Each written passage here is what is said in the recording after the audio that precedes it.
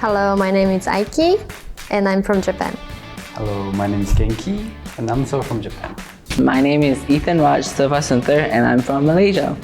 And I'm Davina Raj Silvasanthar, also from Malaysia. My name is Asem. Hi, my name is Azad.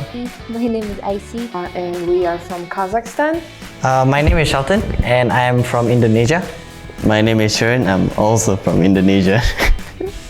I am the oldest child, the first child in the family. And I'm second child in our family. I am third child in our family. I'm the first one and older sister. I'm the second one and I'm the youngest brother.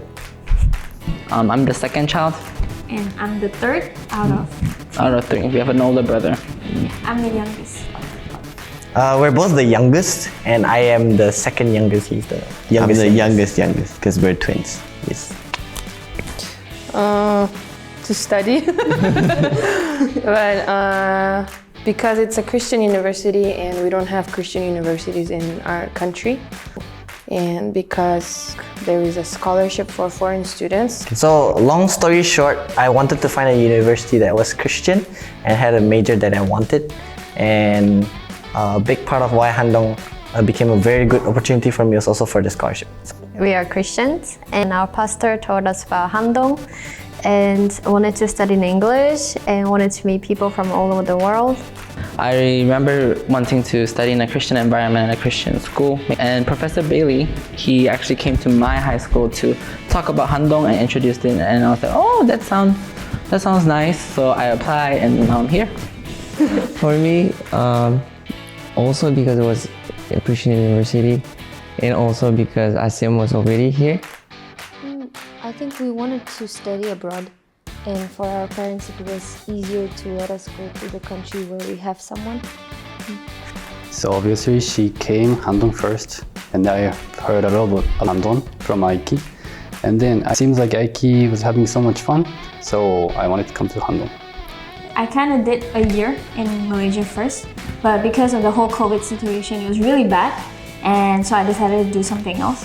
But at the time, I really didn't know what to do, so I called my brother and I actually cried. I was like, I don't know what to do. But then he was like, why don't you come to Handong? And I was like, no way, not again. Like, I don't want to be in the same school as you again.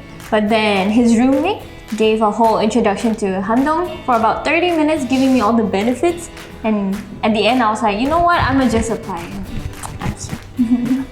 We realized there's not a lot of universities that had my interest, which is education, and his interest, which is engineering. And long story short, we looked for universities and we found that Handong has both. So then, yeah, that's why we came to Handong. I think mainly because we weren't ready to separate from each other. Yeah. For a good thing, we can meet anytime.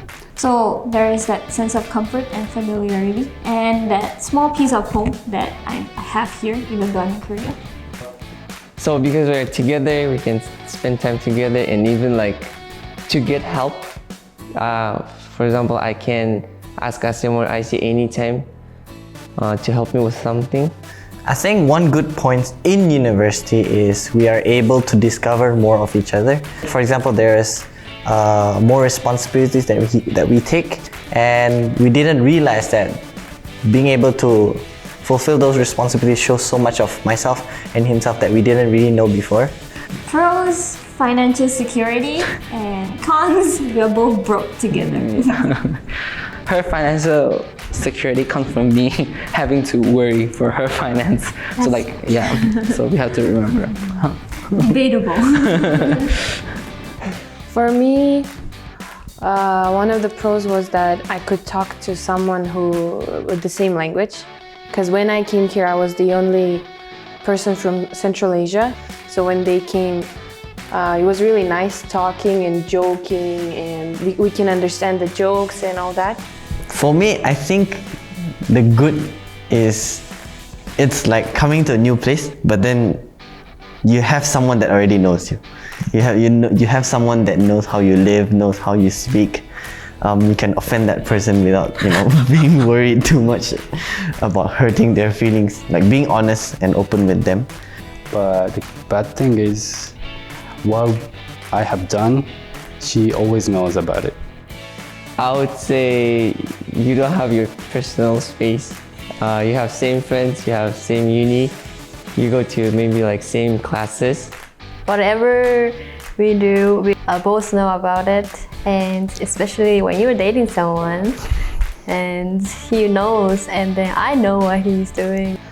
One of the cons maybe were before they came, I was kind of like all by myself. Like I was just worried about me only. But when they came, I won't say I was worried for them too, but I just wanted to make sure that they adjust well, wanted to make sure that they're surrounded by good people. So I had to think about them too, which is not a con actually, it's a good thing. But yeah. Last semester, the funny thing happened. So I didn't know she's applying for Hills. So I was talking to my friends and he had to give the book for her because she's gonna take English test for Hills. But I didn't know about it. So I was like, why do you have to give the book to her? And then my friends was like, oh, Aiki's going Hills. And then I was like, she didn't tell me. That was my funny thing and also embarrassing moment. I thought I told him, but yeah. We don't talk everything. One very interesting thing that we did for last year's April Fools was we dressed up exactly the same, top to toe. Mainly, that's how people tell us apart from how we dress. And yeah, we decided to just make everything exactly the same. And yeah, we got a lot of people confused, which is fun and good. We fought and I won.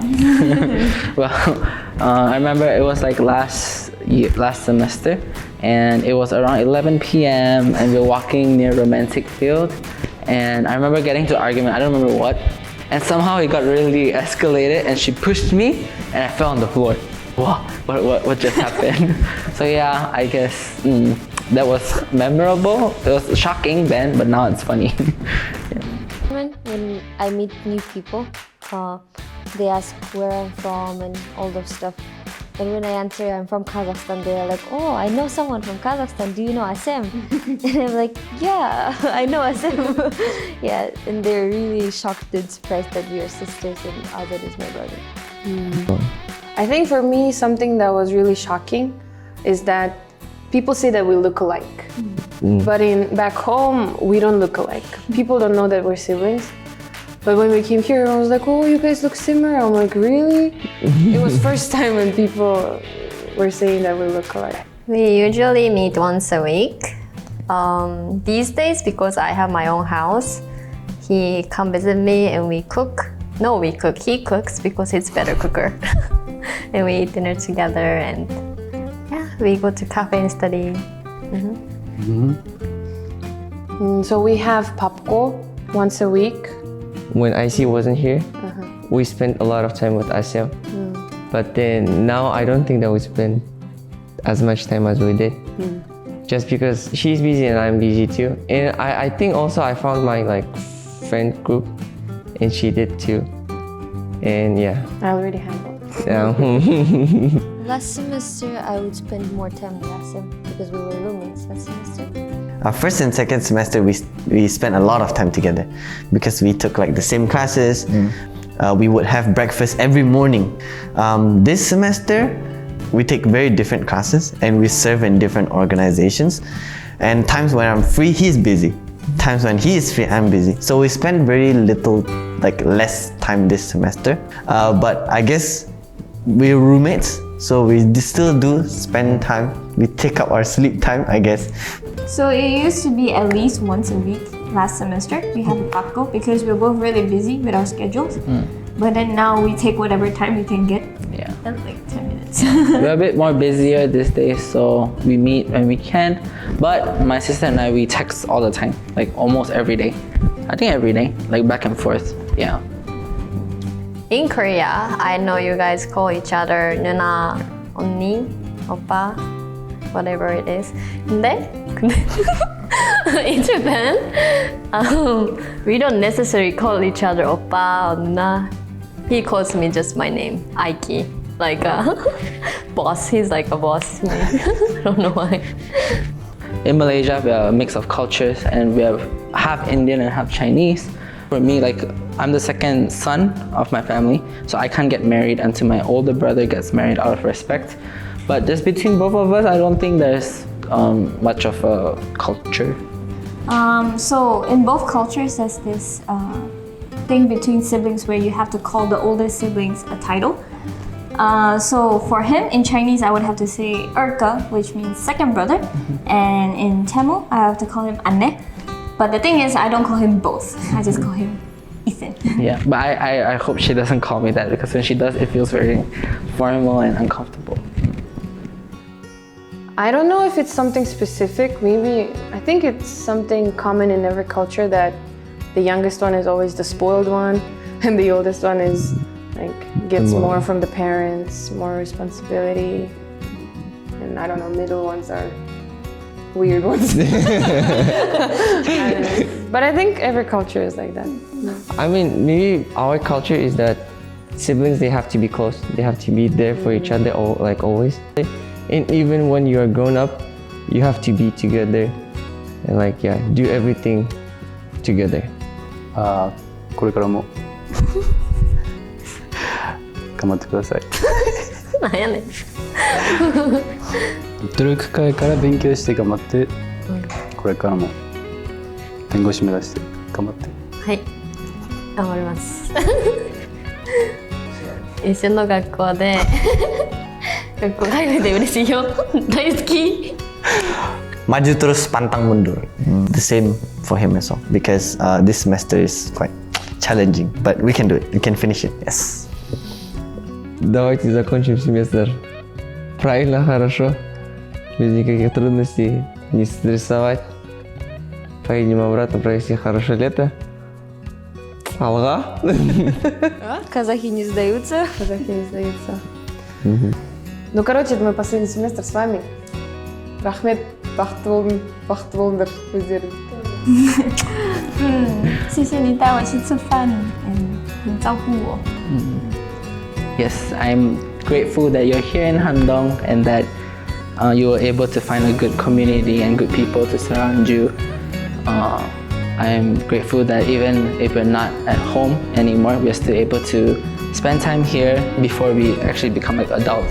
So yeah, thank you, and yeah, live well.